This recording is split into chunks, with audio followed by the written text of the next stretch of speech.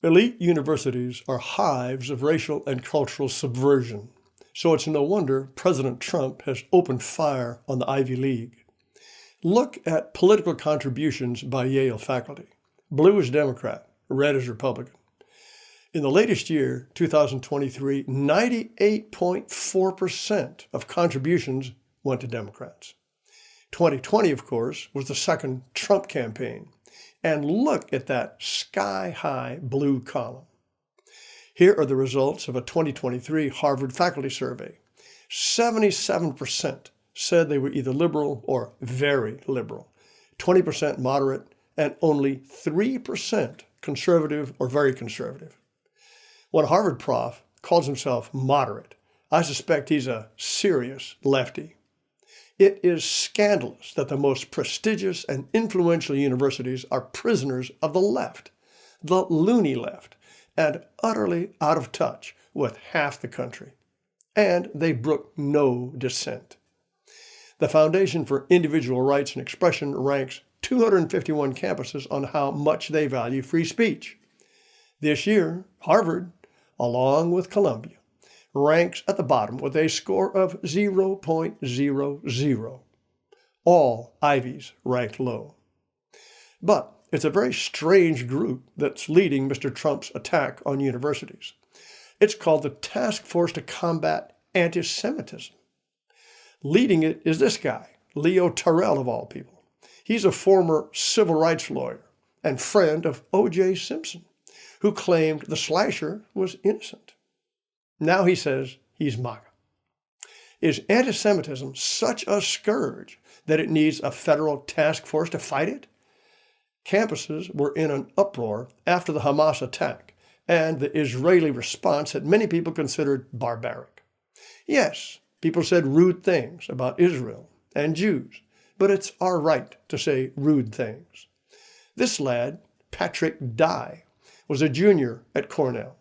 He posted messages saying he would stab and slit the throat of any Jewish man he saw, rape and throw off a cliff any Jewish woman he saw, behead any Jewish babies, and bring an assault rifle to campus and shoot all you pig Jews. Well, he got 21 months in the big house, to be followed by 3 years of supervised release. What was Cornell supposed to do about him? On other campuses, Jews have reportedly been spat on and threatened. Just this month, after a talk by a former Israeli prime minister at Princeton was disrupted, a Jewish student said protesters called her inbred swine and told her to go back to Europe. This is no doubt disturbing, but students and faculty have been threatening whites for years without sympathy from any administration, including Donald Trump's. It is hard to imagine the Ivy League ginning up anti-Semitism.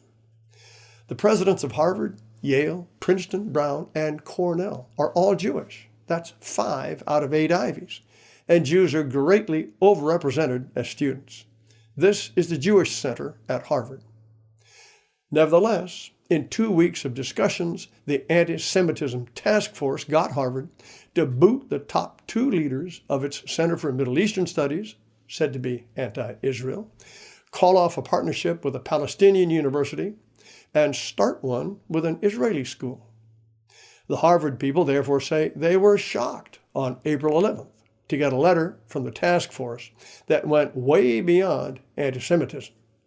It threatened to withhold billions in federal grants unless Harvard guaranteed viewpoint diversity in all departments and submitted to outside supervision if it couldn't achieve that.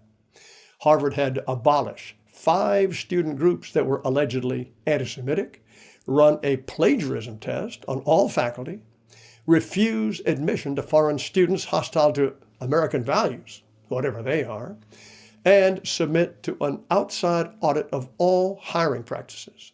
And it had to abolish anything that smacked of DEI.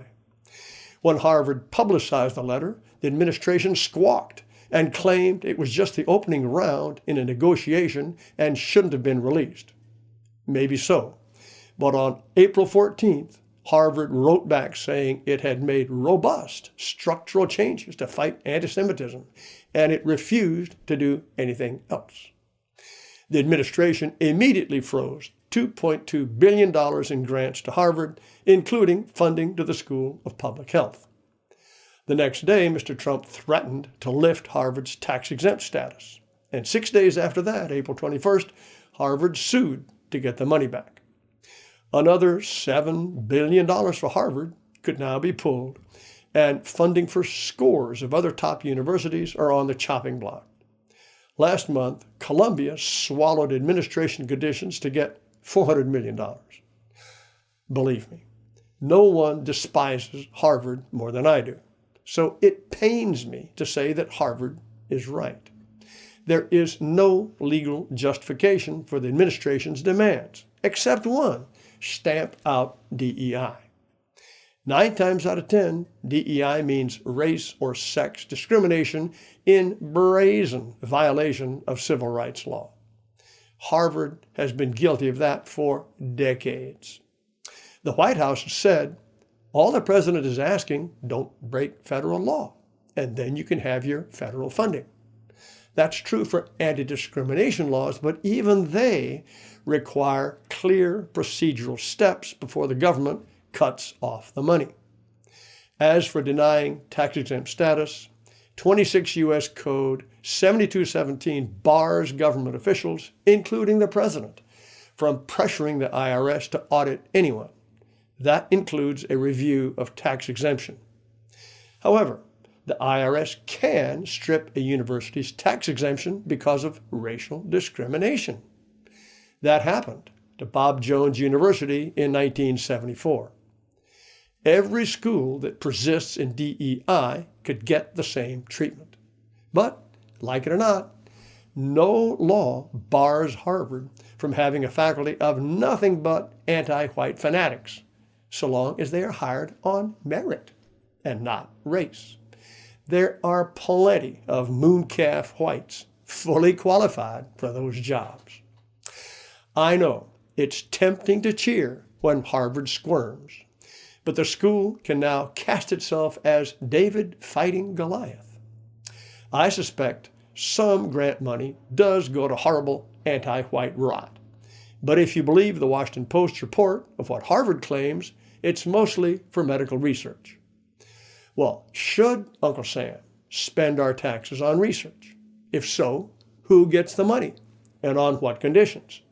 Those are good questions. But this is the system we have, and Harvard is probably not cooking the books any worse than everyone else.